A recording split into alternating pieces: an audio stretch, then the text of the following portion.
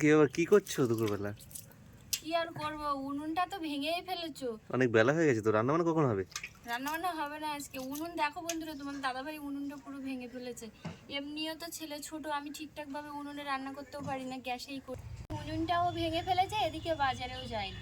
কিন্তু কালকে ইলিশ মাছ নিয়ে এসেছিল, ইলিশ মাছ রয়েছে আর পটলও রয়েছে। তো অনেক দিন তো অনেক রকম ভাবে রান্না করে খেলাম, আজকে ভাবলাম পটল দিয়ে ইলিশ মাছটা রান্না করি।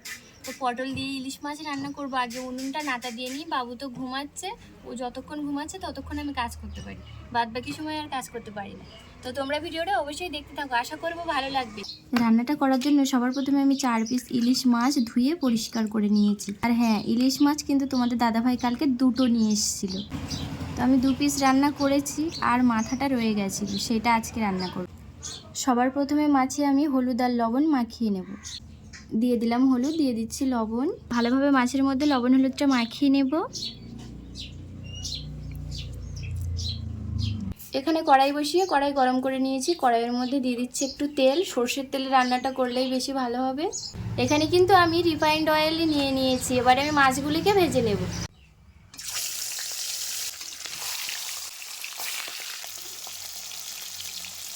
মাছগুলিকে কিন্তু খুবই হালকাভাবে ভেজে নিয়েছি।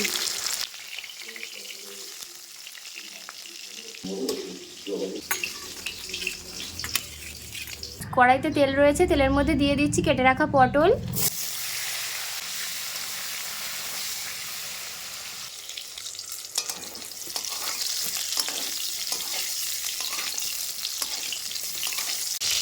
পটল কিন্তু খুব সুন্দরভাবে ভেজে নিয়েছি, এই যে দেখো। এবারে আমি দিয়ে দিচ্ছি কেটে রাখা আলু।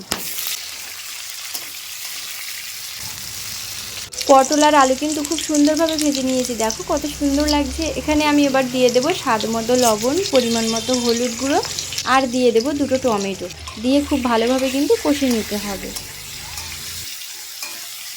পটল আলু টমেটো খুব সুন্দরভাবে কষে নিয়েছি, দেখো কালারটা কত সুন্দর এসছে না, তেলও ছেড়ে এসছে কিন্তু সবজি থেকে, এই যে দেখো।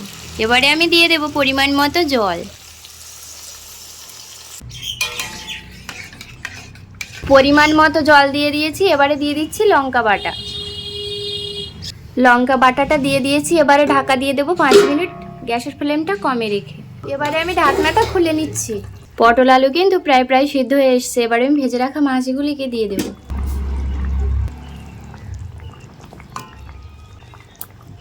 মাছ দিয়ে দিয়েছি, গ্যাসের ফ্লেমটা বাড়িয়ে দিলাম। এবারে দিয়ে দেবো জিরে মরিচ আর ধনে বাটা। হালকা আঁচে 2 মিনিট ফুটিয়ে নেব। সব কিছুই ভালোভাবে সিদ্ধ হয়ে গিয়েছে, আর 2 মিনিটে আমি ভালোভাবে ফুটিয়েও নিলাম। এবারে আমি দিয়ে দিয়েছি ধনেপাতা কুচি, বেশ কিছুটা পরিমাণে। ধনেপাতা কুচি দিয়ে নেড়ে দেবো, দিয়েই আমি নামিয়ে নেব তরকারিটা। তরকারিটা একটা প্লেটে নামিয়ে নিচ্ছি। কত সুন্দর লাগছে না? এইভাবে তোমরা বাড়িতে কিন্তু অবশ্যই বানিও, আর খেতে কেমন হয় আমাকে কমেন্ট করে জানাতে ভুলো না। আর এই রেসিপি যদি তোমাদের ভালো লাগে অবশ্যই একটা লাইক কমেন্ট শেয়ার। আর হ্যাঁ, যদি নতুন দেখছো ভিডিওটা তাহলে একটা সাবস্ক্রাইব। টাটা, সবাই ভালো থেকো, সুস্থ থেকো।